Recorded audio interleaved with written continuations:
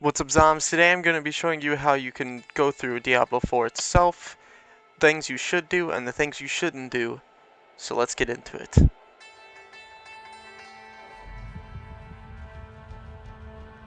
So, when logging into Diablo 4, you're going to get, well, you're not going to get this screen, but you're going to get a screen like this.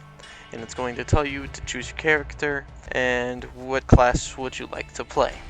In my opinion, just to tell you straight off, Druid is the worst class. If you want to go through this slowly, you can use Druid. He does have some cool movesets. I played as him on my first run. He's pretty good if you are usually into ARPGs. But if it's your first time, I recommend probably choosing Rogue, Barbarian, Sorcerer, or Necromancer. Literally all four of these are viable, besides, Druid. But once you get into game, you're going to be clicking one of these.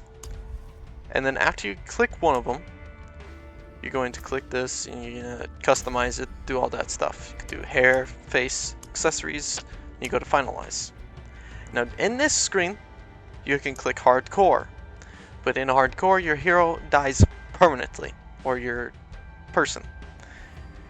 And then if you go to skip campaign, which you can't do unless you complete the story once, which we're about to get to that here in a minute. If you press skip campaign, this only skips the campaign, and then it puts you to seasonal content, and seasonal content is like battle pass, and then the seasonal story, then you've got like new dungeons, all that kind of stuff. And with season 3, they're really not there with the seasonal content yet, which proves my point to where you should play the campaign and drag it out if you are a Game Pass player. Because if you play the campaign slowly right now, you'll be able to play through the campaign and then be able to play the seasonal content and then still have time to play the Season 4 Diablo 4, which should be in April something, is what they said, I'm pretty sure. And with that, you should just drag it on, because Season 3 really isn't much, you're not missing much.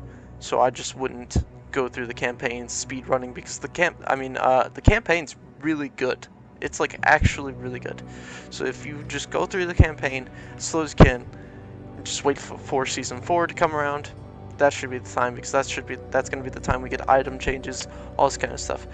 I would just use this season to feel out the game first, see if you like it, and yeah, let's get on to the next segment.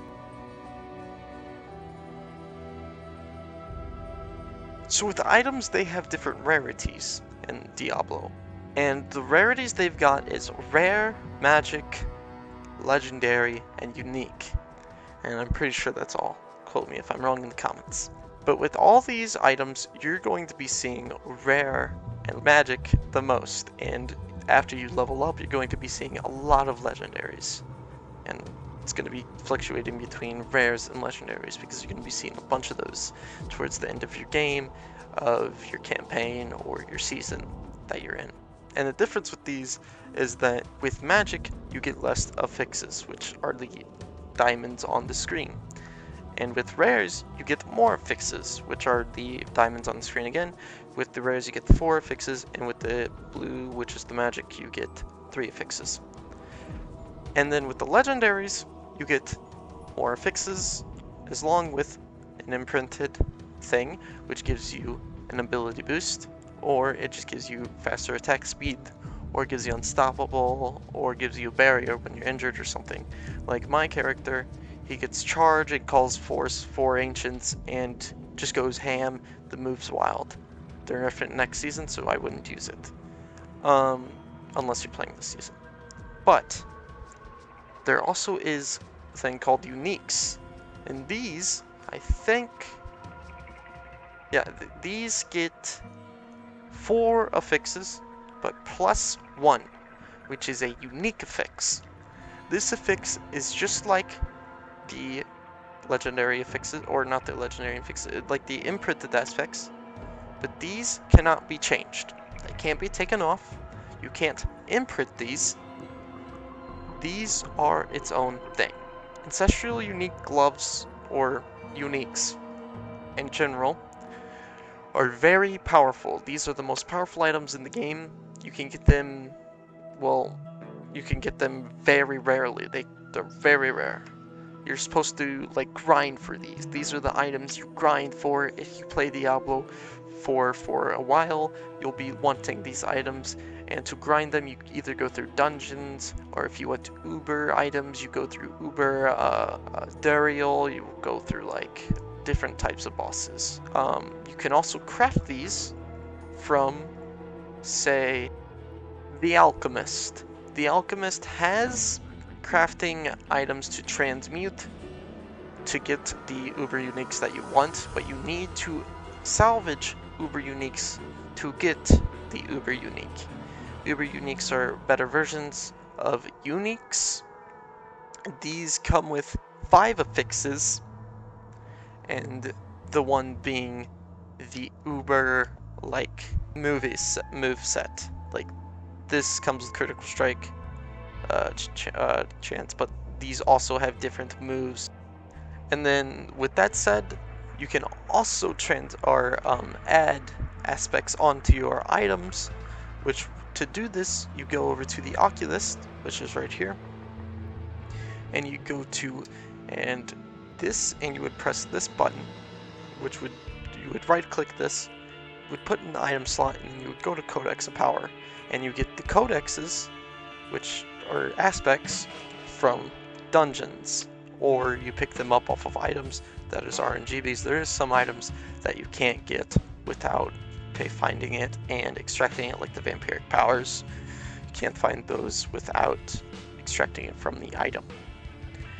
And you would go to dungeons like this one. See, I don't have this one. It gives me a rogue aspect. You have to go to certain dungeons to get aspects. There are maps online. There's like D4 trackers everywhere online. All you gotta do is look it up, and you would just go to the map online and you search up the aspect you want, because you can see the aspects that you want in the Codex of Power. Soon, this won't be a problem, because soon this will be in its own tab, and you'll be able to use every Codex of Power, I'm pretty sure, in the next season. But with that, there also is upgrading to your equipment. You can upgrade your equipment by going over here to the blacksmith. The blacksmith has all sorts of things you can do. You can salvage all your stuff. So like if I had this in my inventory and I press this and I press all junk, that would salvage it. And it gives you resources to upgrade, and that's pretty much it. To upgrade your item, and upgrades I think is getting phased out next season. I'm not sure though. But for this season, only for you guys, to upgrade your items, you would just place your item into this little box. I already have mine already max upgraded. That's what these little diamonds are. If you get your item max upgraded, that is the max it can be upgraded. Can't upgrade it anymore. Unless you add a thing onto it. But yeah, you put it in here and it costs a certain amount of items to upgrade it for, and then you upgrade it, and you upgrade it only 4 times if you're a high enough level, or if it's a high enough level legendary item. If it's a rare item, you can only upgrade it 3 times. It's either 3 or 4, something like that. But with legendary items, I'm about to show you, so I'll buy this. You go over to the Oculist. Forgot to show you this. You go to equipment, click on the item, put it in here, and see how it's a rare. We can change this from a rare to a legendary. This is good if you get an item that's a rare and that's better than your legendary. You can just go to the Codex Power, click on this, click accept, and now it's a legendary. Now you can imprint this whatever you want, and now it's legendary, and you can just use it. And then if the item's bad, you can just click spacebar or whatever the button is to mark as your, like, as junk, because slash is junk, that is favorite, and that is unmark. So if we mark it like this, we go in here, we press all junk. If you have a bunch of items in your stash or your inventory, they'll work. But if you only have like a 1, like I do, you click this, go over here, and you click this, and it will always say this if it's a legendary. That's why you have to press it as junk so it doesn't pop this up every time. You press accept, and then it gives you items, and here they are. Alright, that concludes the items and rarities. Let's go on to the next segment. Now, on to vendors, gems, and potion upgrades. So, we're gonna be talking about vendors first because these guys are the fastest thing we can get through right now. Vendors, which are these guys, weapons, and sometimes it'll be armor, stuff like that. If you go to these guys, they'll sell weapons. Sometimes you'll see pluses. And it's good sometimes because you can also get a good roll in the affixes. And those affixes are going to be upgraded next season, and they'll be better in next season, as what they said. These guys sell stuff like my bows and daggers and stuff that I need. I don't think they'll ever sell anything that any other character has, so like it's only going to be specifically for this character. But you're really not even going to be using these later through your runs. Like, you'll only use these vendors at the start of your game, and if you're running low on money. And that really doesn't happen because once you get later through the story, you're going to be rich. As you can see, I have 89 million gold, but that's because I'm playing through the seasonal content as well, and these dungeons give you a lot of fucking coins. It's kind of wild. But now, since we're done with the vendors, next thing we're going to be talking about gems, because these things are also a little bit, so they're only good with the final upgrades. So like, I have these gems, so I see I have the royal skull here. I don't know the level cap here for all the stuff. I'll put all the levels on screen right here, or somewhere in between here. You'll see all the levels for all the gems that you need to get to a higher level. So if we go over here, we can craft gems. You have to find this stuff, like you would have to go through the wilderness and just kill things or mine things like minerals. There's like ores everywhere around the world. You mine it, and you can get topaz, emerald, amethyst, ruby, etc. And these gems are in every Diablo. These are very skilled for Diablo's players and Diablo itself. These gems are very high on, like, you should use these. Like the royal skull, I'm using this on my character right now, I think. Yes. No, I'm using the skull because I can't use these. So this unlocks at level 50. You can craft this at level 50. This unlocks at level 60. 60 is the max you can get of gems. So once you reach level 60, that's it. That's the level cap. So you can only craft 5 gems of each gem. So what the skull does is if I kill something, it gives me life on kill. It gives me 5% healing on received and plus 250 armor. The most people use our skulls and rubies because this gives you more health, maximum life, fire resistance, and overpowered damage. And a lot of people use that. Emeralds as well is a good one because people don't really like poison, so they'll just put poison resistance. These really give you resistances, they give you add-ons and stuff like that, and some give you more attack. So that's enough with the gems. Now let's move on to the upgrades that you're going to be doing throughout the season or throughout the campaign, which is your potion upgrades. Every certain like 15 to 10 levels in, you're going to have a potion upgrade, which is, see bottom left here, you see that there's an arrow on my potion. That means that I need to upgrade this. So if I go over here to the alchemist, you'll see that I'll have an upgradable potion for my character. And I need 20 Gilovine, or however you say it. I need 12 Howler Moss, and then I need 5 Demon's Hearts, and I have 702. That's kind of crazy. But if I click, now it's upgraded, and you'll be able to see, bottom left, it's a bigger sized potion. It gives you more life, heals more percentage of your health, and goes faster in a way. And you have more charges, I'm pretty sure. And then from here, you can also, from upgrading, you can go to craft elixirs with the same type of crafting materials. You can craft elixirs, and these elixirs give you certain boosts, and they give you more experience when you kill things. The experience is on all the elixirs, but some of these elixirs are really good, and some people use them for bosses on anything. And with transmutation, I've told you about this, but I only told you about the uber uniques. But there's also summoning items. You can craft summoning items, but you need certain parts to craft these items. So like I need a Malignant heart to get a giggling head, I need a Malignant heart to get a blackened femur, and trembling hands, same, and a trembling hand for a body part for transmute, yeah, all these stuff. So you get the gist.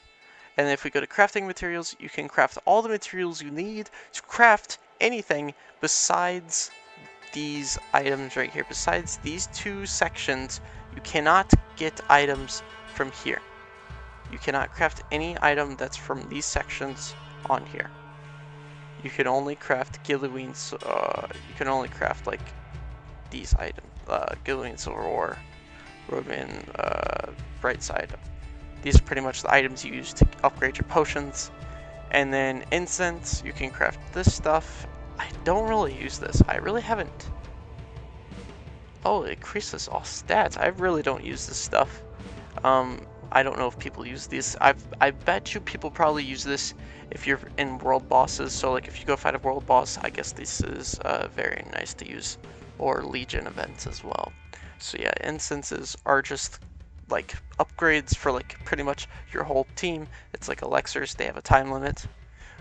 It gives you boosts for your whole entire team. But now that we're done with the alchemist, that's all we could do with the alchemist. That's the alchemist. Now let's go over to the gym person again, because there is another thing I forgot to tell you about. If we go over here to craft construct items, we're going to have exchange murmuring cash. Murmuring obols are it's kind of a gamble. You can gamble murmuring obols to get more items, and I will show you some of that right now. Alright, welcome to Kaivoshad.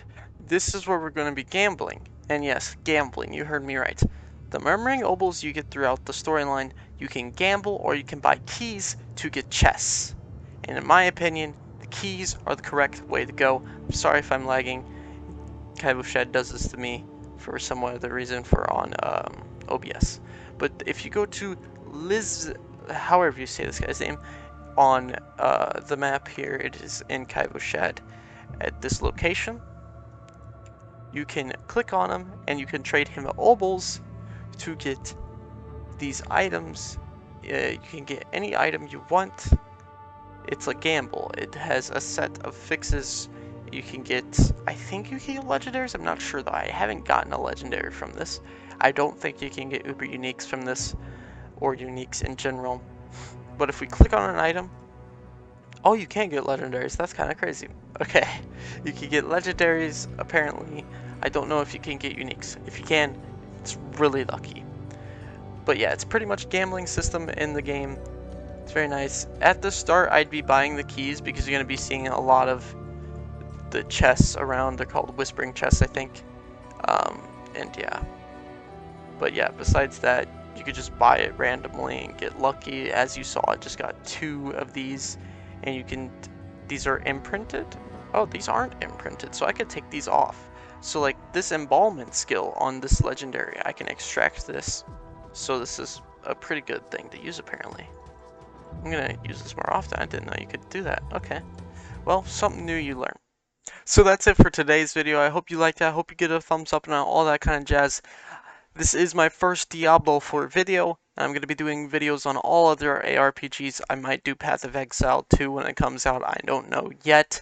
Haven't really gotten into Path of Exile, but I am going to be doing Last Epoch probably next season because this season's kind of like dry, just like Diablo 3 Season 3.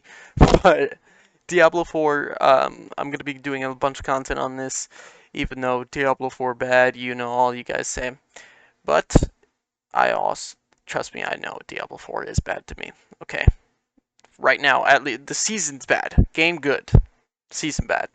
But with Diablo 4 Season 4 coming out and Game Pass, all these users coming out and playing it, this is why I made this guide for all you Game Pass users. So if you guys out there wanting to learn how to play the game, here's a very good guide for that. And now that I'm telling you all this about my new content, I will be playing zombies here and there. Hopefully, I'll probably be playing the new zombies that's coming out next COD game. Probably, I don't know. I'll probably phase out zombies content, but I will be doing some round 100s and stuff like that on Twitch streams for like when I'm not doing round ARPGs and all that kind of stuff. When I do like extra content like Trackmania, Counter Strike, all that other type of stuff when I'm not streaming with just myself. But yeah, that's pretty much the goal for my streaming career and videos and everything for now on. So that's been enough about me. Hope you guys have a fun time in hell. Peace out, Zoms.